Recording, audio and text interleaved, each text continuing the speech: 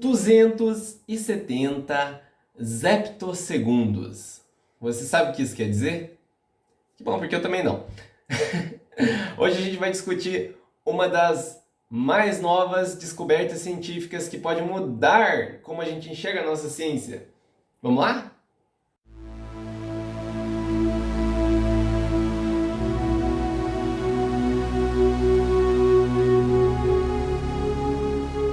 Olá, eu sou André Silveira e você está no Meia Vida.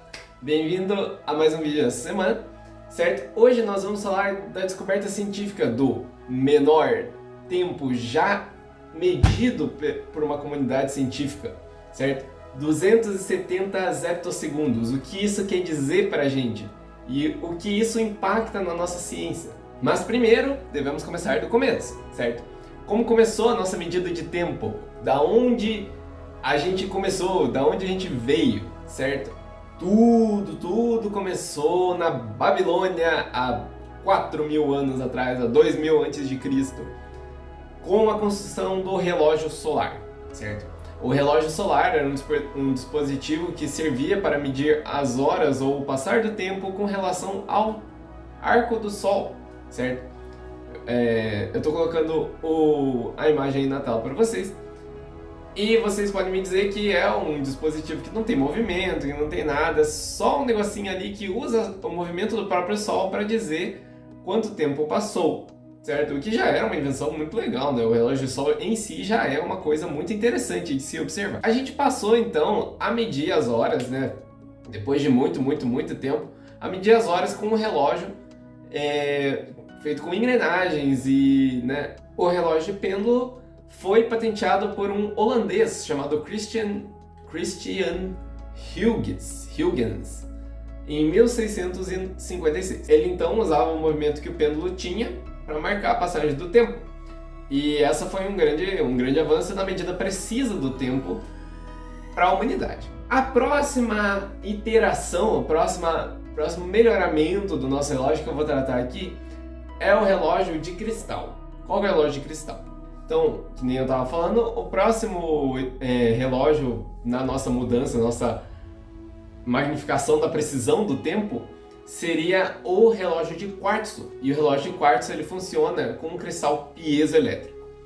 Um cristal piezoelétrico é um cristal que se move quando a gente induz corrente nele. Então a gente passa a corrente pelo cristal e o cristal, no caso do quartzo, ele vibra, certo? E ele tem uma frequência de vibração, e essa frequência de vibração ela é suficiente para a gente marcar um segundo. No caso do quartzo, ele vibra 32.000 vezes por segundo, ou seja, 32 mil Hz, e a gente só precisa contar 32.000 vibrações e marcar um segundo no nosso relógio. Aí, próximo segundo, e assim vai. Queria deixar aqui também que eu falei dos relógios de sol, do relógio de pêndulo e do relógio de quartzo, mas também não pode esquecer que teve vários outros tipos de relógio, tipo ampulheta, tipo um relógio de água chinês, e assim vai, tá? Eu só escolhi 3 para mostrar para vocês, para exemplificar, tá bom? Existiram muitos outros tipos de relógio, e é uma história muito interessante se você quiser pesquisar por conta própria, tá bom? Porque agora a gente chegou num ponto novo, né? Numa nova medição de precisão de tempo. A gente tem agora um relógio que usa raio-x para medir a velocidade com que um fóton passa por dentro de uma molécula de gás hidrogênio. André, isso é muita coisa para mim. Eu sei, também é para mim. Vamos por partes então. A gente começa a nossa história num síncrotron. O que é um síncrotron? Um síncrotron é um acelerador de partículas. Um acelerador de partículas muito específico. Por quê? Porque ele gera nossos elétrons, né? Ele faz com que os elétrons saiam de uma fonte. E ele passa esses elétrons por um anel, certo? Que serve para acelerar o elétron. Então o elétron sai da fonte e ele acelera dentro desse anel, até chegar em velocidades próximas da luz. Como é que ele acelera esse elétron? Ele passa o elétron por uma série de ímãs, certo? E esses ímãs, a cada vez que o elétron passa por eles trocam de polaridade. Então,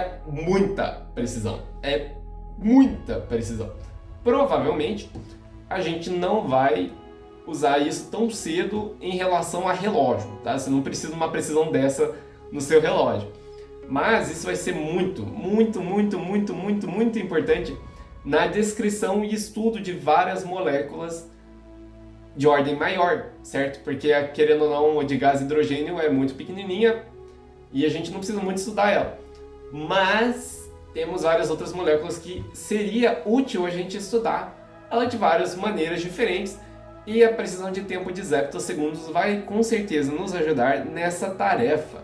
Então é isso, gente. Foi um videozinho, tá? Sobre tempo, nessa nova notícia que surgiu nessa semana passada aí. Muito obrigado a você que assistiu. Eu sou o André Silveira e esse foi mais um vídeo do Meia Vida. Tchau!